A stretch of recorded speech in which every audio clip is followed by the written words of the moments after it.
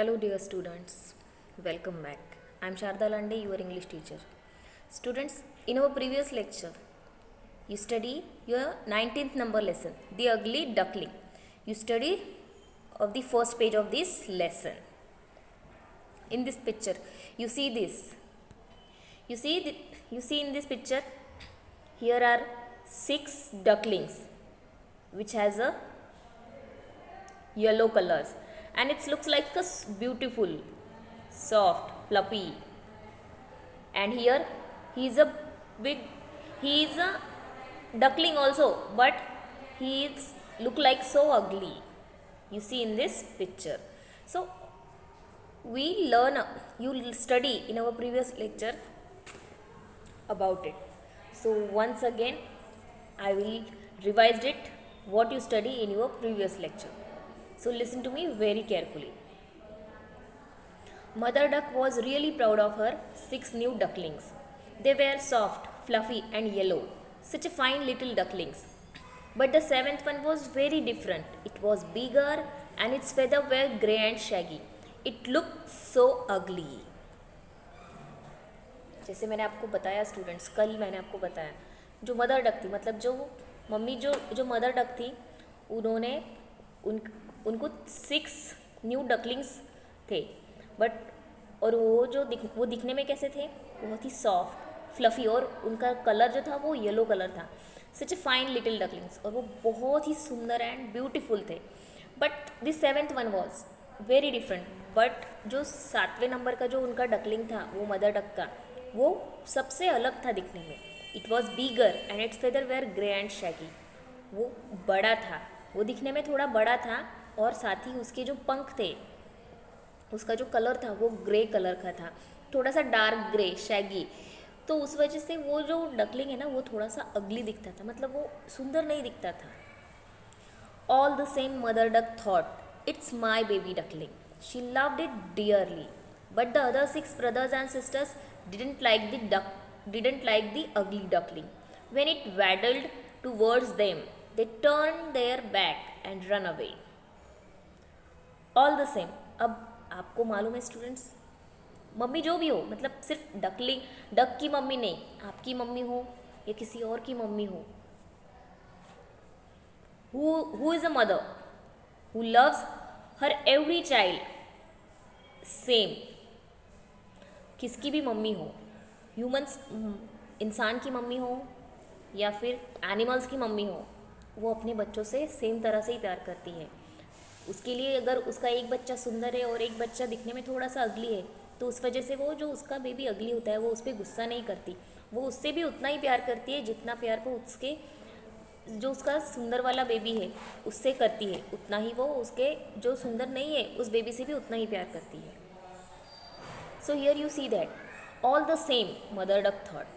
Mummy के लिए वो सब एक समान थे. It's my baby duckling. वो क्या कहती थी, ये मेरा बच्चा है. She loved it dearly. वो उससे बहुत ज़्यादा प्यार करती थी. But the other 6 brothers and sisters didn't like the ugly duckling. But जो दूसरे 6 भाई बहन थे, वो उस अगली डकलिंग को पसंद नहीं करते थे. When it waddle towards them they turn their back and run away. जब भी वो 7वें नंबर का जो डकलिंग था, वो उनके पास जब भी जाता था दौड़ते हुए उनसे मिलने के लिए, उनके पास खेलने के हिसाब से, तो वो सब के सब उससे दूर भाग के उससे मुंह फेर लेते थे और उससे दूर भागकर दूर चले जाते थे. The little duckling would go for a swim every day to a lake nearby. The ugly duckling wanted to join the others, but they did not want him. They always swam away from him. He was left all alone. वो जो छोटे जो ducklings थे students, वो every day daily वो उनके जो वो जहाँ पर रहते थे उनके पास में एक जो छोटा सा लेक था, उसमें वो स्विमिंग करने के लिए जाते थे. और जो अगली डकलिंग था, वो भी उनके साथ में उसमें जाना चाहता था. वो उनके साथ मिलकर खेलना चाहता था, मज़े करना चाहता था. बट जो अलग से जो 6 डकलिंग्स हैं, वो हमेशा उससे दूर रहते थे. They always swum away from him. वो उससे दूर रहकर ही दूर स्विमिंग किया करते थे. He was left all alone. वो सभी उस अगली डकलिंग को अकेला छोड़ देते थे, उसको अकेला दूर कहीं छोड़ देते थे, वो उसके साथ बिल्कुल भी नहीं खेलते थे। The ugly duckling swam better than the other ducklings, which did not please them at all. They teased him about his ugliness. His only friend was his mother. Other ducks told his mother, "All your ducklings are smart, but this big fellow looks so different. Why is he so ugly?" His mother only said, "He is mine, and I love him too." जो अगली ducklings है students, वो other जो अलग से जो 6 ducklings है उनसे भी ज़्यादा अच्छी तरह से वो स्विमिंग किया करता था। और वो यही चीज़ वो जो 6 डकलिंग्स हैं उनको पसंद नहीं आती थी, और उस वजह से वो सभी 6 डकलिंग्स उस पर चिढ़कर उसको चिढ़ाते थे उसके अगलीनेस के लिए, मतलब वो अच्छा नहीं दिखता इसलिए वो उसको चिढ़ाते थे। और उस अगली डकलिंग की सिर्फ एक ही फ्रेंड थी, only one friend was his mother, वो उसकी सिर्फ एक इकलौती फ्रेंड उसकी मम्मी थी। Other ducks told his mother, एक दिन जो दूसरे डक्स है वो अपनी मम्मी से क्या कह रहे थे, all your ducklings are smart. वो डक्स जो थे उन्होंने उनकी मम्मी से क्या कहा कि हम सब तो बहुत ही स्मार्ट है, दिखने में बहुत ही सुंदर है, but this big fellow look so different, but यही इतना बड़ा और यही इतना डिफरेंट क्यों है, वाई इज़ ही सो अगली, ये इतना क्रूप क्यों दिखता है, ये क्यों इतना ख़राब दिखता है। His mother only said, he is mine and I love him too. Mummy ने क्या कहा फिर बाद में, उन्होंने कहा कि वो मेरा बच्चा है और मैं उससे बहुत प्यार करती हूँ। At last feeling very lonely and sad, the ugly little duckling decide to leave the lake. He made his way to the river's edge and swam away with the river. सबसे आखिर में जो अगली डकलिंग था उसको बहुत ही बुरा लगता था, वो बहुत ही अकेला फील किया करता था खुद को। उसको ऐसा लगता था कि उसका इस दुनिया में कोई भी फ्रेंड नहीं है, कोई भी उसको पसंद नहीं करता। और इसी वजह से उसने क्या डिसाइड किया, उसने एक दिन ऐसा डिसाइड किया कि वो ये लेक छोड़कर कहीं दूर चला जाएगा। He made his way to the river edge and swam away with the river. और फिर उसने उसका रास्ता बनाया, उसने सोचा ये लेक छोड़कर मैं किसी रिवर की ओर चला जाऊंगा, और इसी तरफ जाने के लिए उसने उसका खुद का रास्ता बनाया और वो स्विमिंग करते करते वो रिवर के पास जाने लगा। Wherever the poor duckling tried to seek shelter, he found that he was always ridiculous by others. Smaller birds, animals, even human beings poked fun at him. He became lonelier and more miserable. Whatever the poor duckling tried to seek a shelter, he found that he was always ridiculed by others. अब ये जो अगली duckling था students, ये थोड़ा सा poor था, मतलब ये इतना स्मार्ट नहीं था, ये इसको जो बाकी के जो लोग थे वो उसको पसंद नहीं करते थे, वो सभी उसको टीज़ करते थे, उसको चिढ़ाते थे, उससे दूर रहना चाहते थे। और उसमें सिर्फ उसके खुद के भाई बहन ही नहीं थे, तो उसमें जो अलग से इस दुनिया में जो अलग से बर्ड्स और एनिमल्स थे, इवन ह्यूमंस, मतलब इंसान भी जब भी उस अगली डकलिंग को देखते थे तो वो सब भी उससे नफ़रत करते थे, उससे वो दूर रहते थे, वो उसको पसंद ही नहीं करते थे। और यही सारी चीज़ें जो अगली डकलिंग था उसको बहुत ही अकेला, इस दुनिया में बहुत ही अकेला फील किया करती थी, मतलब वो खुद को बहुत ही अकेला फील किया करता था। उसको ऐसा लगता था कि इस पूरी दुनिया में उसका कोई नहीं है, ना कोई दोस्त, ना कोई भाई, ना कोई बहन। और इसी वजह से यही सारी चीज़ें सोच के वो अपने फैमिली से बहुत दूर जाने की सोचता है। और उसी दौरान वो खुद के रहने के लिए जगह ढूंढने की कोशिश करता है, तो उसी दौरान उसको जो कुछ बर्ड्स होते हैं, कुछ एनिमल्स होते हैं, जो भी कोई ह्यूमंस होते हैं, वो भी उसके साथ उसको टीज़ करते हैं, उसका फ़न, उसका मजाक उड़ाते हैं, उसको चिढ़ाते हैं, और इसी वजह से वो खुद को और भी ज़्यादा अकेला महसूस करता है। By and by he grew bigger and stronger, but whenever he look at his own reflection he thought, I look so ugly. He was afraid to look at his own reflection. He hid himself if he saw anyone coming. By he grew bigger and stronger. धीरे धीरे वक्त के साथ जब जब जैसे जैसे time चल आगे बढ़ता गया, वो जो अगली डकलिंग था वो थोड़ा बड़ा होता गया और स्ट्रोंगर मतलब वो बड़ा और बहुत ही ज़्यादा स्ट्रॉन्ग मतलब ताकतवर होता गया। But whenever he looked at his own reflection he thought I look so अगली। पर जब भी वो खुद का रिफ्लेक्शन मतलब अपनी खुद की परछाई, वो जब भी उसको ऐसा लगता कि अगर मैं अपनी परछाई मैं दिखने में बिल्कुल भी सुंदर नहीं हूँ, मैं अच्छा नहीं दिखता, तो इसलिए मैं अपनी परछाई क्यों देखूँ, इसलिए वो उसका खुद का रिफ्लेक्शन पानी में देखने के लिए डरता था। He was afraid to look at his own reflection. वो उस पानी में, नदी के उस पानी में खुद का रिफ्लेक्शन देखने के लिए डरता था। He hide himself if he saw anyone coming. वो जब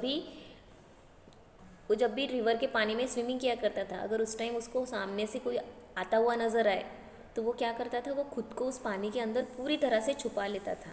वो पूरी तरह से खुद पानी के अंदर डूब जाता था, जिसकी वजह से कोई भी उसको देख ना सके और उसको चिढ़ा ना सके। One day he was hiding among the reeds. He saw a flock of graceful white swans swim past. They were the most beautiful birds he had ever seen.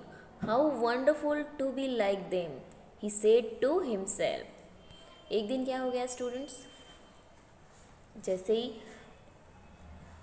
वो जो अगली डकलिंग था वो खुद को पानी में सर्वाइव करता था, वो वहाँ पर रहने लगा था। जब भी उसको कोई सामने से आता हुआ देखे तो वो खुद को छुपा लेता था। पर एक दिन क्या हो गया, जब वो पानी में जब वो पानी में स्विमिंग कर रहा था, उस time he saw a flock of graceful white swans swim past. उसने उसके बाजू में ही बहुत ही सुंदर से जो स्वैन्स थे उनको स्विमिंग करते हुए देखा। उनका जो पूरा ग्रुप था, फ्लॉक मतलब वो जो स्वैन्स थे, उनका पूरा एक ग्रुप ही उधर आ रहा था उसके पास में स्विमिंग करते हुए। और वो दिखने में कैसे थे, ग्रेसफुल एंड वाइट, बहुत ही ज़्यादा सुंदर थे। They were the most beautiful birds he had ever seen. उसने आज तक जितने भी सारे बर्ड्स देखे थे उन सभी बर्ड्स में आज तक उसने ये जो बर्ड्स अभी देखे थे, ग्रेसफुल वाइट स्वैन्स, ये जो फ्लॉक उसने देखा था वो सबसे ज़्यादा सुंदर वाला था। मतलब उसने आज से पहले इतने सुंदर बर्ड्स कभी नहीं देखे थे। How wonderful to be like them, he said to himself. How wonderful to be like them, he said to himself. क्या सोचा फिर उसने, ये कितने सुंदर हुए। How wonder to be like them, he said to himself. उसने खुद से ही बात की और क्या कहा उसने खुद से, ये कितने सुंदर है सच में। वंडरफुल मतलब ये बहुत ही ज़्यादा सुंदर दिख रहे हैं। Then came winter with the cold winds and snow without any shelter. The poor duckling was frozen in the snow. A kind man saw him. He broke the snow and saved the duckling. Then came winter.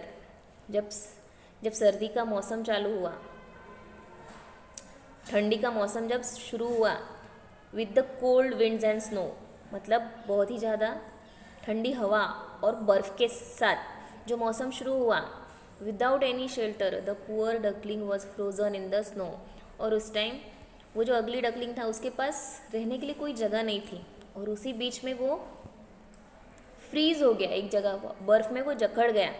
मतलब वो जो duck था वो जहाँ भी रह रहा था वहाँ पर वो ठंडी के उस मौसम की वजह से, बहुत ही ज़्यादा ठंडी हवा और बर्फ़ की वजह से वो उसी जगह फ्रीज्ड हो गया। मतलब वो बर्फ़ में वहाँ पे जम गया, खुद को वो उस बर्फ़ में फंस गया। A kind man saw him, और एक दिन उसको एक काइंड मैन ने मतलब एक बहुत ही अच्छे इंसान ने वहाँ पर उसको इस हालत में देखा। He broke the snow and save the duckling. फिर वो जो बहुत ही अच्छा जो व्यक्ति था उसने क्या किया, अ काइंड पर्सन, उसने उस बर्फ़ को तोड़ दिया और उस डकलिंग को सेव किया, मतलब उसने उसकी जान बचाई। He broke the snow and save the duckling. उन्होंने वो बर्फ़ तोड़ दिया और उस डकलिंग की जान बचाई। Soon it was a spring. The duckling had now gain a lot of strength again. He found his way to the river's edge and swum further away. जल्दी ही क्या हो गया, स्प्रिंग का मौसम शुरू हो गया, वसंत ऋतु आने लगा। The duckling had now gain a lot of strength. अब जो डकलिंग था उसको बहुत ही ज़्यादा एनर्जी मिली थी। लॉट ऑफ स्ट्रेंथ मतलब वो अभी बहुत ही ज़्यादा सहनशील और बहुत ही ज़्यादा ताकतवर बन गया था। Again he found his way to the river's edge and swam further away. और फिर से उसने उसका खुद का रास्ता ढूंढा, क्योंकि उसको रिवर के पास, वो जो रिवर थी वहाँ पे उसको जाना था। अपने फैमिली को छोड़कर एक छोटे से लेक से लेकर एक बड़ी सी रिवर तक का उसका जो रास्ता था वो चलने लगा। उसमें वो स्विमिंग करके और दूर वो चलने लगा। One fine morning, when he flapped his wings against his sides, he rose high into the air. He flew on and on till he found himself in a beautiful fragrant garden. From a thicket close by, फिर क्या हो गया, एक दिन सुबह, when he flapped his wings against his side, उसने उसके जो पंख थे वो उसने थोड़े से आगे उसके बाजू से उसे फड़फड़ाना शुरू किया। ही रोज हाई इनटू द एयर, और फिर वो आसमान में थोड़ा उड़ने लगा, थोड़ा ऊंची उसने उड़ान भरी। He flew on till he found himself in a beautiful fragrant garden. जैसे ही वो अगली डकलिंग आसमान में थोड़ा सा ऊपर ऊंचाई तक वो उड़ने लगा, उसको बहुत ही ज़्यादा खुशी हुई। और साथ ही जब वो उड़ने लगा थोड़ा और ऊपर, उसने और ऊंची उड़ान भरी, तो उसके साथ उसने एक बहुत ही सुंदर सा गार्डन देखा। In a beautiful fragrant garden, उसको एक बहुत ही सुंदर सा गार्डन दिखा। From a thicket close by came 3 beautiful white swans, rustling their feathers and gliding lightly over the smooth water. उसने क्या देखा फिर, From a thicket close by came 3 beautiful white swans. उसने उसके पास बहुत ही सुंदर से ऐसे 3 swans को आते हुए देखा। Rustling their feathers and gliding lightly over the smooth water. और उसने क्या देखा, वो जो 3 अदर जो स्वैन्स थे वो उधर ही उसके पास आ रहे थे, और rustling their feathers and gliding lightly over the smooth water, और वो उस पानी पर उनके उस पंख को थोड़ा सा lightly over the smooth water, वो पानी पे थोड़ा सा उड़ने की कोशिश कर रहे थे, वहाँ पर वो चलने की कोशिश कर रहे थे, और उसने उन तीनों को एक साथ देखा। So students, we will continue the lesson of in our next period. We will meet in our next lecture. Thank you.